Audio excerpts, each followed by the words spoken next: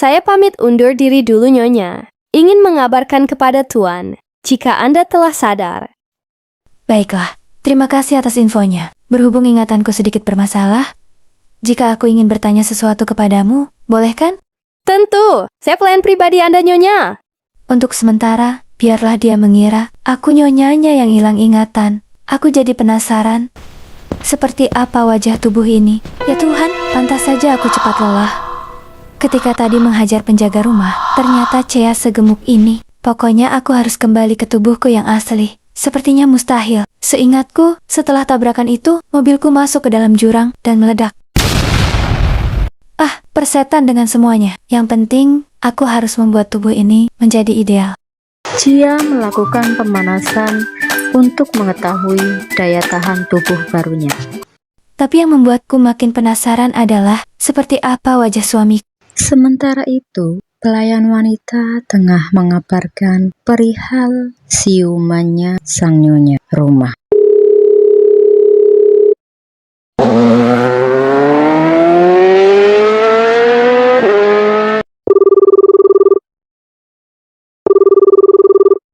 Halo, kenapa Jane? Hello Black, apa kamu bersama Tuan? Ya, kami sedang dalam perjalanan pulang. Tolong sampaikan kepada Tuan Zin, jika Nyonya Zea sudah siuman. Apa-apaan sih, kamu Black? Kenapa mengerem mendadak? Maaf Tuan, kamu serius kan? Tentu saja, ini berita nyata. Cepat sampaikan. Apa yang dikatakan Jane, sehingga membuat kamu ingin mencelakai tuanmu sendiri? Maaf Tuan, bukan maksud saya begitu. Jane bilang istri Anda sudah siuman. Hah? Apa? Saya sudah siuman. Betul Tuan. Cepat kembali ke rumah. Saya... Si gendut yang jelek dan bodoh itu sudah sadar rupanya. Zim pun pulang. Perjalanan menuju mansion tak butuh waktu lama. Mereka pun sampai di mansion megah milik CEO muda tersebut. Selamat sore Tuan. Black bilang, Nyonya sudah siuman, apa itu benar? Benar Tuan. Bahkan tadi, Nyonya sempat menghajar penjaga mansion. Apa maksudmu? Entah mengapa, saya merasa ada yang aneh dengan Nyonya Zea. Selain amnesia, Nyonya yang dulu lembut, kini barbar. Amnesia? Betul Tuan. Nyonya tidak mengingat apapun. Bahkan namanya sendiri. Cepat panggilkan penjaga rumah. Baik Tuan. Pelayan bernama Jane itu pun keluar memanggil dua penjaga yang tadi dihajar oleh Chia. Zim memperhatikan wajah penjaga rumahnya yang babak belur. Apa benar kalian berdua tadi dihajar oleh Nyonya? Betul sekali Tuan. Entah dari mana tiba-tiba saja Nyonya pandai bela diri. Bela diri? Betul Tuan, kami dihajar oleh Nyonya dengan jurus-jurus profesional. Mustahil. Zea itu bodoh dan lemah. Bagaimana mungkin dia bisa bela diri? Tapi penjagaku tidak mungkin berbohong. Dengan babak belurnya mereka, pasti ada yang sudah menghajar mereka berdua. Tapi, bagaimana bisa Zea melakukan itu semua? Apa Tuan ingin kami berdua menyelidiki Nyonya? Tidak perlu. Biar aku sendiri saja. Kalian boleh pergi. Terima kasih Tuan, kami pergi dulu. Setelah menginterogasi kedua penjaga rumahnya, Zim pun naik ke lantai atas, di mana kamar sang istri berada. Sementara itu, Zea tengah sibuk melihat peta di dalam kamarnya. Oakhaven ada di sini, sementara negaraku ada di sebelah sini. Lumayan jauh sih, tapi kalau masih di dunia yang sama, pasti masih bisa ketemu. Yes, aku akan segera kembali bersamamu. Kak Jay, tunggu adik tersayangmu ini. Siapa kau? Beraninya masuk kamar orang lain tanpa permisi? Chia yang memiliki basic pembunuh bayaran pun sigap menghadapi orang yang baru saja datang. Hei, apa-apaan kamu? Suami baru datang malah disambut dengan tendangan. Karena sibuk menendang dan memukul, Dia pun tak mendengar apa yang Zim katakan, sehingga ia tahu bahwa yang datang adalah suaminya sendiri. Berhenti. Apa kamu ingin membunuh suamimu sendiri? Apa? Suami? Jadi, dia pria yang bernama Zim itu? Oh, jadi kamu suamiku. Tampan juga sih. Kenapa? Apa kamu lupa hari dan tanggal pernikahan kita? Bahkan kamu yang ingin cepat-cepat menikah denganku. Aku yang meminta buru-buru menikah. Tidak mungkin. Aku bukan budak cinta yang rela mengemis karenanya. Apa kau sudah mengingatnya, Dugong? Sialan. Beraninya kau menyebutku Dugong. Keluar dari kamarku. Sialan. Sejak kapan dia berani melawanku? Kali ini dia bahkan berani memukulku. Kenapa tiba-tiba dia bisa bela diri? Jangan kurang ajar, Zea. Jaga batasanmu. Jangan kau pikir aku takut senjatamu. Bukannya takut ditodong dengan senjata api, Jia malah memberi tendangan memutar sehingga pistol yang dipegang oleh suaminya pun terjatuh. Akan tetapi Zim dengan sigap memutar tubuh sang istri. Berhenti bertingkah. Kamu hanya seorang wanita lemah dan bodoh. Lepas. Oke, aku penuhi permintaanmu. Brengsek. Lemah sekali tubuh ini. Sekali lagi kau tunjukkan sikap aroganmu, aku habisi kau. Zim keluar dari kamar yang ditempati Jia dengan hati kesal. Malam itu, Jia tak bisa memejamkan matanya. Ia masih terfikir tentang dirinya yang kini telah berpindah raga. Sedangkan Zim pun sama. Di kamarnya, ia tengah memikirkan perubahan sang istri yang terlalu signifikan. Apa yang sebenarnya terjadi pada wanita gemuk itu? Kenapa si bodoh itu tiba-tiba bertingkah aneh dan arogan? Apa komanya selama sebulan telah merubah kepribadiannya? Walau hati berselimut gelisah, dingin malam kini telah tergantikan dengan hangatnya sinar mentari. Ih, belum juga tidur. Sudah pagi saja sih. Walau malas, akan tetapi Jia memaksakan dirinya untuk bangun. Oh wow. Kamar mandi. Apa galeri emas ini? Sepertinya suamiku memang seorang sultan. Yes. Segar sekali. Ngomong-ngomong, aku belum pernah melihat seperti apa rumah ini. Jika kamar mandinya saja semewah itu, bagaimana dengan ruangan lainnya? Ada orang nggak ya?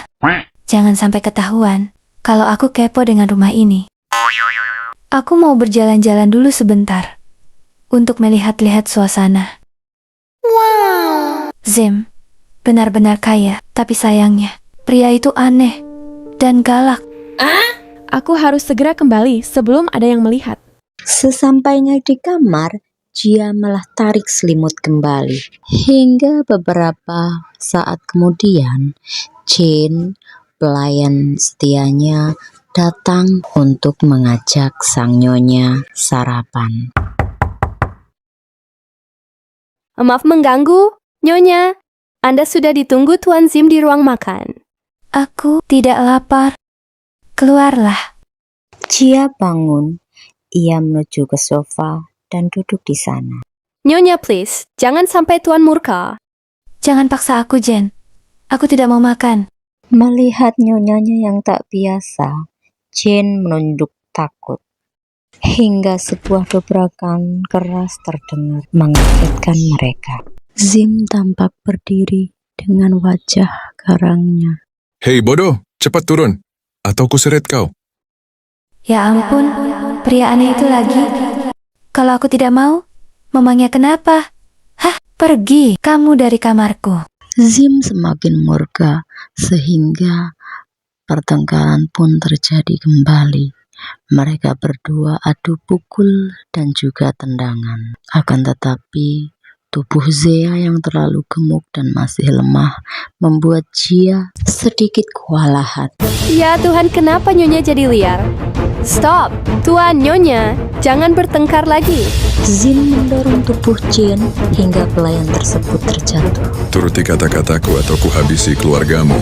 Entah mengapa, ancaman Zim tersebut membuat tubuh Jia membeku. Sial, apakah ini? Kenapa tubuh ini respon begini? Aku Jin, pembunuh handal yang diketahui dunia. Jia menyikut dada suaminya, lalu ia bangkit. Pertengkaran mereka masih berlanjut. Jin yang berjanji setia melindungi sang nyonya pun terus berusaha melerai hingga tamparan keras mendarat di pipinya. Beraninya kau membela wanita bodoh itu? Hah, kamu hanya seorang pelayan. Ampun, Tuan. Dasar banci. Beraninya hanya pada wanita. Pakai beras saja sana. Zim merasa tertohok atas umpatan sang istri. Ia tak mampu menjawabnya. Aku tak peduli dengan ocehanmu. Ini riwayat medismu. Pergilah sarapan. Setelah itu, segeralah ke rumah sakit. Jika kau memang sudah sehat, kita akan segera bercerai. Ya ampun, lelaki macam apa dia bisa-bisanya memukul wanita, bahkan berkata kasar pada istrinya sendiri. Tuan orang yang baik, asal Nyonya menurut kepadanya. Mari sarapan, saya akan segera mengantar Anda ke rumah sakit. Mengapa kamu berbuat begitu tadi? Saya hanya menjalankan kewajiban sebagai pelayan Anda. Saya harus melindungi Nyonya. Sepertinya dia bisa dipercaya dan setia. Terima kasih, Jen. Tapi lain kali, kamu tak perlu melindungiku lagi. Tak janji Nyonya. Inikah laporan medisku? Betul Nyonya. Tapi di sini tak ada bipolar. Kenapa kamu memberiku obat itu? Meski tak ada catatan medisnya, tapi kepribadian Nyonya selalu berubah-ubah. Makanya dokter meresepkan obat itu. Demi menghargai pengorbanan pelayannya, akhirnya Jia bersedia sarapan. Sepasang suami istri itu saling diam. Walau merasa baik-baik saja, tetapi Jia berangkat ke rumah sakit sebab dirinya penasaran dengan kesehatan raga yang kini ia tempati. Aku akan mengorek pernikahanku dengan bajingan itu melalui C. Oh iya, Jan. Apa kamu tahu bagaimana aku bisa menikah dengan tuanmu? Aku sungguh lupa akan kehidupanku sebelum koma. Setahu saya, Tuan Demaro memang begitu menyukai Nyonya. Akan tetapi... Tapi apa? Katakan saja. Hehe, maaf Nyonya. Ini hanya sepengetahuan kami para pelayan. Tuan itu tidak mencintai Nyonya. Beliau bersedia menikah dengan Nyonya Zea karena dipaksa oleh Tuan Demaro. Oh, begitu. Pantas saja dia dingin terhadapku. Tak lama kemudian, mereka sampai di rumah sakit internasional yang megah. Setelah menjalani serangkaian pemeriksaan, Jia kembali menemui dokter pribadinya. Ini sungguh mengagumkan, Nyonya. Jantung Anda yang bermasalah kini sembuh total.